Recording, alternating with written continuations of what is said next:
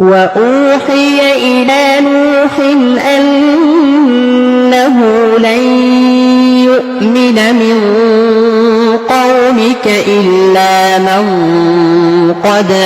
آمن فلا تبتئس بما كانوا يفعلون واصنع الفلك بأعيننا ووحينا ولا تخاطبني في الذين ظلموا إنهم مغرقون ويصنع الفلك وكلما مر عليه ملأ من قومه سخروا منه قال إن تسخروا منا فإنا نسخر منكم كما تسخرون فسوف تعلمون من يأتيه عذاب يخزيه ويحل عليه عذاب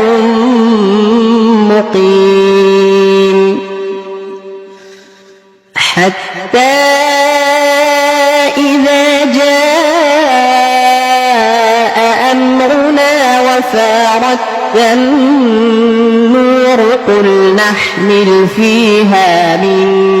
كل زوجين اثنين وأهلك إلا من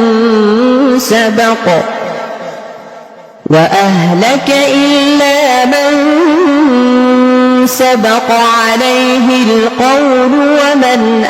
آمن وما آمن معه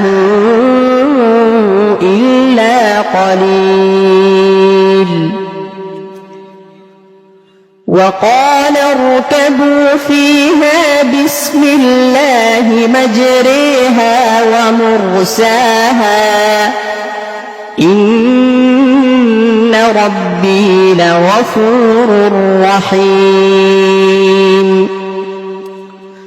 وهي تجري بهم في موج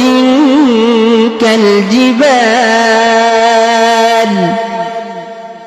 ونادى نوح ابنه وكان في معزل يا بني اركب معنا ولا تكن مع